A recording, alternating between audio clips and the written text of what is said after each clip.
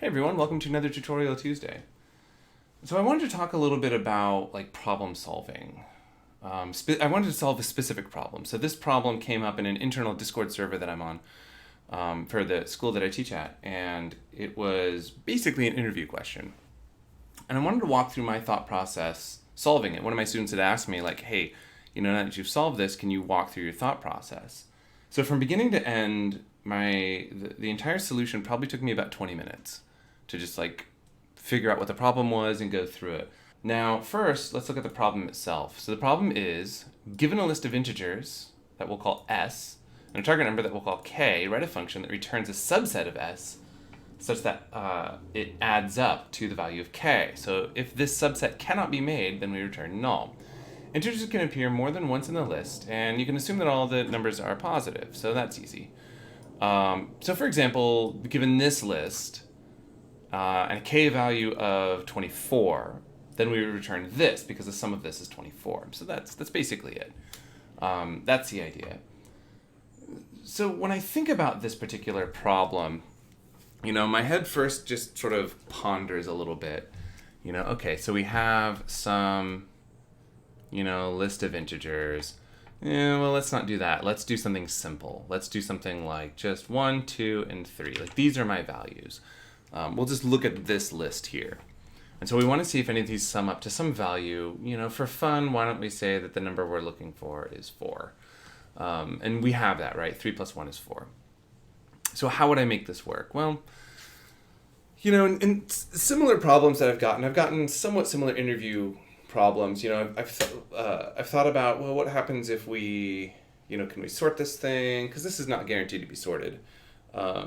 If we sort this thing, does that give us any particular information? Can we do a search across this array, some kind of binary search? Can we deduce what number we're looking for?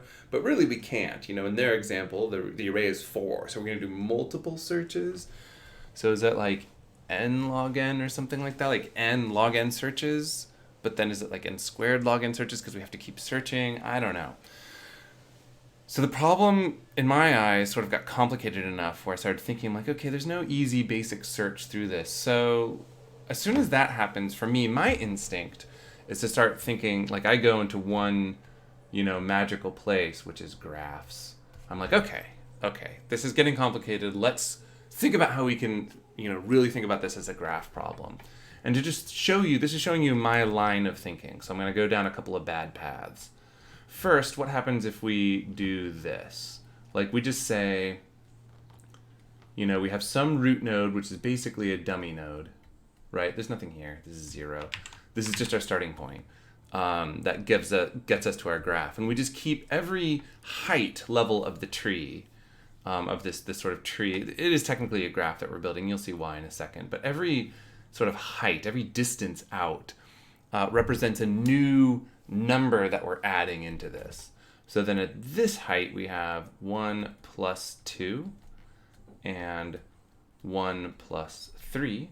Here we have 2 plus 1, 2 plus 3. Here we have 3 plus 1 and 3 plus 2. And then of course here we have 1 plus 2 plus 3. Here we have 1 plus 3 plus 2, right? So you see where I'm going with this. A lot of these guys are not, this I think works, but we have a lot of inefficiencies, right? These guys are the same. 1 plus 3, 3 plus 1, these guys are all the same. So that's, that's not ideal. But we can still think of it like that, right? We can say, okay, so here's our start. And we still do the same thing. We have 1, 2, and 3. We have these nodes. And then we kind of do this. But then here what we're doing is we're saying, okay, well, we have 1 plus 2, 1 plus 3. And this is where we go away from a tree model and go to a, I'll do a little hop here. Right, now we're going away from a tree model and we're going to a true graph model. Here we have 2 plus 3, and so on, right? And then this guy doesn't really have anything. I mean, this guy just links back here, right? 1 plus 3, this guy here. And then we have 1 plus 2 plus 3, which is its own node that these guys all lead into. So again, this is sort of an optimization where we're just realizing that 1 plus 2 is the same as 2 plus 1, so we just need to make sure that that's a thing. It's really just an optimization at that point. The idea, though, is that, let's go in here, is that at every different height, the number of numbers that we're comparing is the same. So we're looking at every permutation of one number, every permutation of two numbers, every permutation of three numbers, and so on, to every permutation of n numbers. And that's the idea here. Now, there are a few techniques for doing this. But now, if we can represent this as a graph, if we can build this graph, then I think the most trivial thing that we can do here is just a basic breadth-first search where we just walk down this graph. Now, this is going to give us the smallest set of numbers that will create that sum, which I think is probably what we want. We could, other options, or we could do a depth-first search of some kind. I've toyed with a couple of other things. I've toyed with like a best first, right? And having some kind of weight. I'm not sure if that'll really work. I'm going to start with breadth first search because it's simple and I think it will generally give us the result that we want. That's it. So that's that. Like I sort of drew something similar to this out when I was actually creating this. And that's pretty much all that I did. So this is my array test. What I've chosen to do is, because it just makes things simple, I have chosen to do everything in Python rather than C++. I mean, I could do it all in C++, but that sounds honestly terrible. So I'm not going to do that. Hopefully Python is not a completely foreign language to you. So I'm going to create a little main. And I'm going to create a little thing called run test, which is going to take in our initial sequence, and it's going to take in our target number. Oops. So that's it. And then down here, I'm going to call main, and that's basically the entire Python idea. So let's look at our run test. So this is just going to be our breadth first search. So looking at breadth first search, and I don't know if I still have it open. No. I'm not gonna lie or try and pass it off as if I just have everything memorized. Literally, I looked it up. I've written, dozens, probably well over a dozen breadth first searches. I always look it up because, I may forget something or whatever. So I look it up. This is breadth first search right here. We can drag this over here. Where'd you go? Array test. And kind of do this sort of thing if we want to. So that we have this procedure over here on the left, and I can or over here on the right, and I can write it here on the left if that's what we want to do. Literally what I did is I did this. I just copied and pasted it right in here so that I just had it right here. So with this, okay, so we need a queue. Well, that's easy enough, right? So if I'm gonna do some kind of queue, Python has that, right? Most things do. I'm going to say from queue import queue. So this is going to give me my queue data structure. Now I need to create these nodes. So I'm going to say from collections import named tuple. And I'm not going to go into the details of Python and all that kind of stuff. I could easily do this as a class if I wanted to, but I'm not going to. So node equals named tuple. Node. And then it's going to have three values. It's going to have a sequence, it's going to have a value, and it's going to have my largest index. These are all things that I sort of came to as I went through it, and I'll walk through this. Try and remember as much of the sort of initial learning as I had to. Anyway, open set. So you want to create your open set equals queue. Open set dot. So this is their queue here. Let S be some queue. I hate that term. Open set is pretty common in the industry. So open set dot put. This is going to put a node in. So we put in our initial start node, and my initial start node is going to be an empty list, 0, -1. This is sort of a dummy node. And I do that because if I go back here, my alternative would be to loop through and put every single one of these items in the open set. I mean, it's going to happen here in this while loop instantaneously anyway. I'll just have a dummy node. Who cares? It makes things a little more elegant, I think. Okay, so now we need this while loop. While not open set dot empty. So that's this whole part, right? So we're down to here now. So now what we need to do is we need to dequeue and see if we're at the goal and then do all this other stuff. So this is where I'm going to start varying. So node equals open set dot get. This will dequeue the node as well as pull the top element off. So here's where it gets interesting. So I need to do some kind of loop. So now if I look at this array over here, I can guarantee that, you know, adding these two together are going to be exactly the same regardless of who does it first. So the easiest way to kind of have this sort of feel is to just make sure that I'm keeping track of what the largest index of that particular node is and only add things after that index. So that's kind of the easiest thing to do. And, you know, furthermore, as I'm walking through each one, again, at each level, let me go back out here. At each level, I'm just adding one thing. Right? I'm adding a single number into the mix.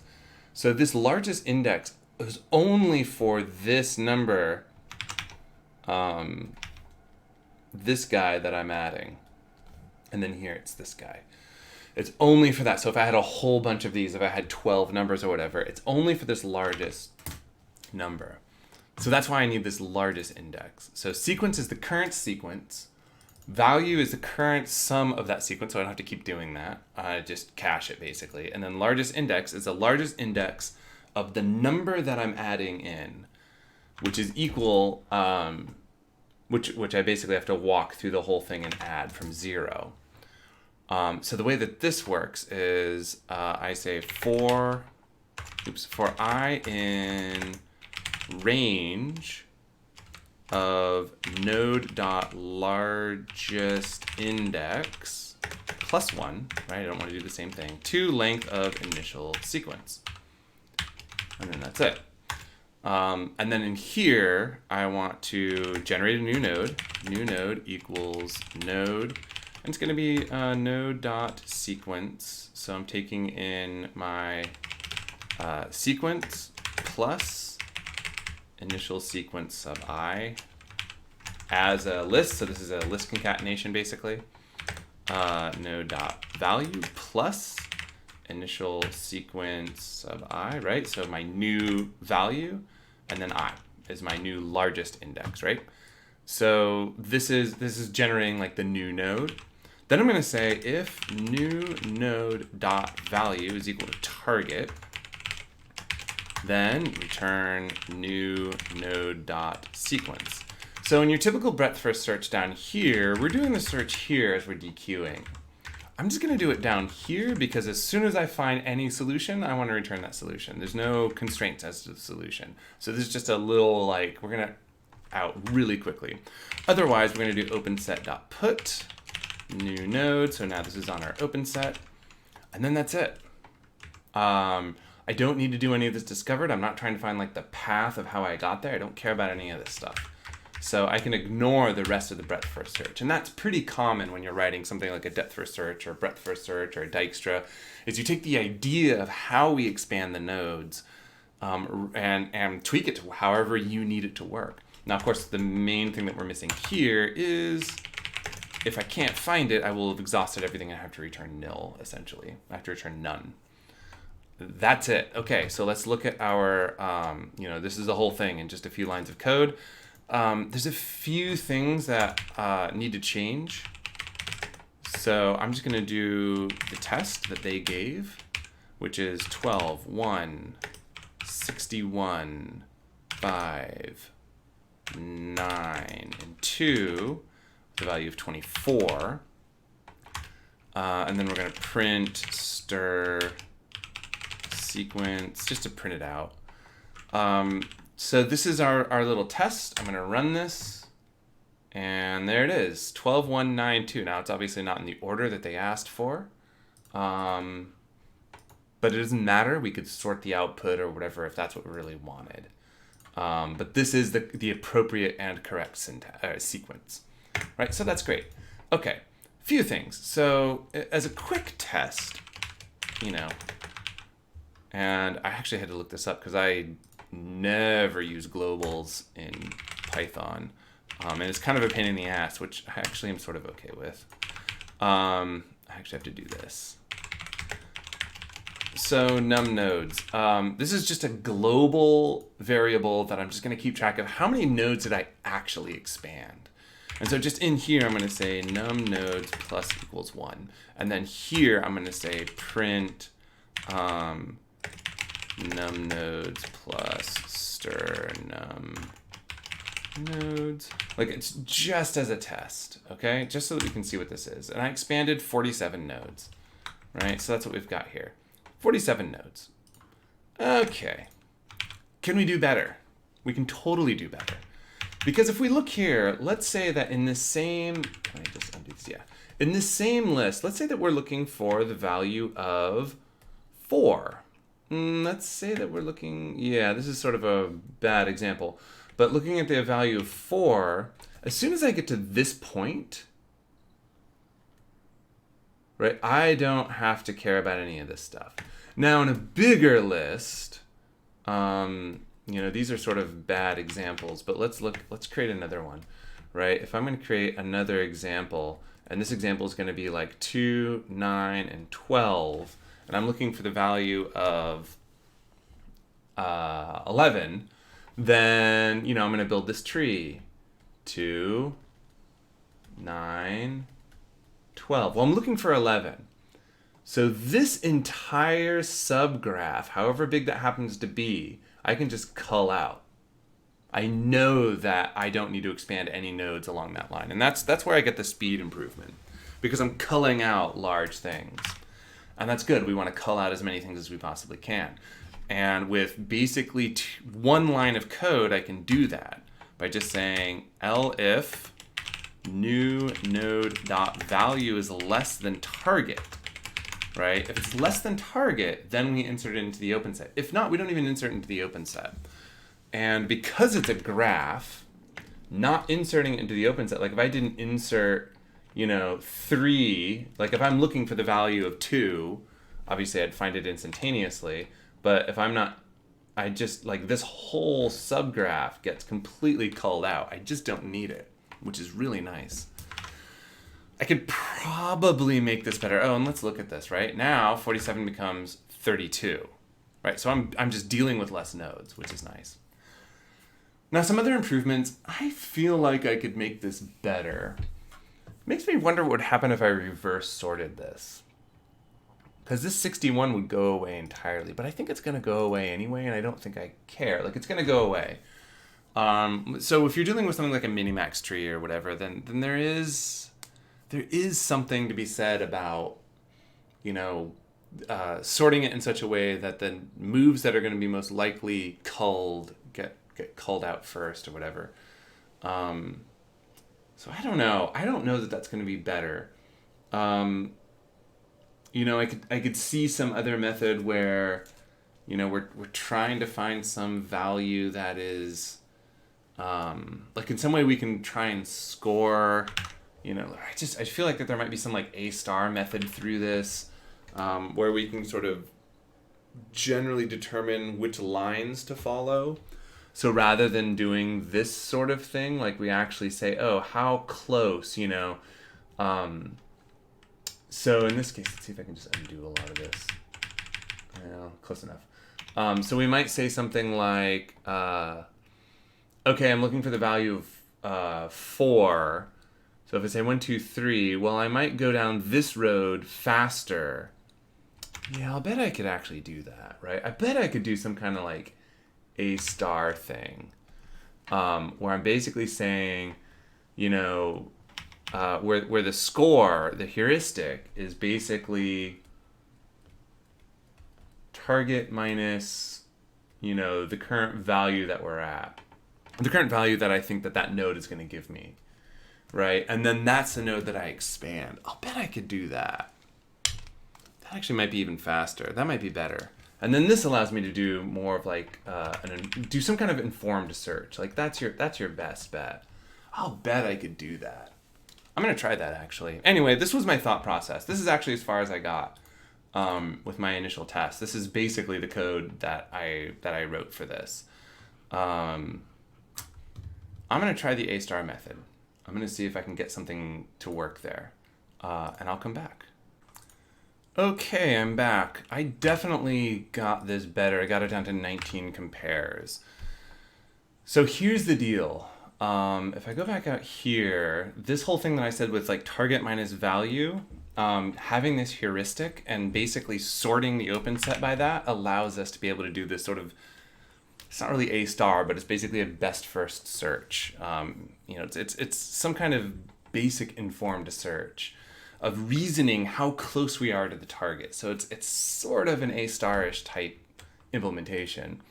The change is trivial, so I just make this a priority queue. This should be a heap under the covers, so it should be pretty fast. This is, of course, now a priority queue. Python's way of dealing with priority queues is a little wonky. It's not my favorite. That's breadth first search. Where is it? Here it is. I prefer having some kind of function that does it, but same difference. Basically, it looks like that the typical way is to have this tuple pair where you have the priority number, lowest is better, and then the data number. So that mostly works with what we're going to do. So I'm going to say 0. I'm just going to say 0 for this sort of dummy node. And then these nodes that we're creating here where we're putting this node, now I need to create a tuple. In Python, tuples are created with these parentheses. So it's going to be value minus, other way around. Target minus value. There we go. So our target minus the value, and then we want the thing that gets us closest to the target. So the smallest value is what we want. So this is already correct. I don't have to like reverse this or anything. And then of course here where is it? Here we're getting the node. I mean, this is gonna break, so it's not my most obvious work, but hey, why not? And then I'll just put a comment here, right? Node is at index 1 of the stored tuple. Just that we know what the hell we're doing here. And then that should be it. And if I run this guy, oh no, I have an issue. Put value is not defined. Of course it's not. New node dot value. There we go. Look at that. So now we're at 19, which is a lot better than 32. A bit more than half. So that's even better. Right, so this is kind of the method. Like this is just this sort of optimization that we kind of keep doing. And probably we could make this even better. I don't know. This feels like it's good enough. Big issues here, performance-wise, it's great. I mean, 19 compares where the worst case is 64, which is, 2 to the n, where n here is 6. So 2 to the n is going to give us 64. So 19 from 64, that's pretty good. Bad news is, we're storing these nodes, which in turn include sequences. So I've created 19 sequences. That's not ideal. So memory-wise, this is not great. My colleague's solution was much worse in terms of performance, but much, much better in terms of memory. He was able to do an n memory, where n is the number. So in this case, he would store 6 values only. And he did it as a bit vector. So, in this case, it would round up to the nearest power of 2. So to solve this particular problem, he's probably doing 1 byte. I mean, basically, right, 6 bits. But it's slower, runtime. So for a relatively small data set, say under 1,000 nodes or maybe even under 10,000, depending, probably my solution is going to be better in pretty much every way. His solution would work for really large data sets where you don't care as much about how long it takes, but if you have a million entries in this array, my algorithm is just not going to scale at all from a memory point of view, whereas his will scale from a memory point of view, but not as much from a performance, like runtime performance point of view. So anyway, that's what we've got. Hopefully this helps. Hopefully this gives you a little idea of just generally how I might approach a problem. I tried to walk through my basic process, and then the thing that I mostly skipped was me like walking through the actually like dealing with, oh, okay, I mistyped this thing. So that's really the only thing you missed, was me, solving what I would essentially consider compile issues. Okay, hopefully that was helpful, and I'll see you guys next time.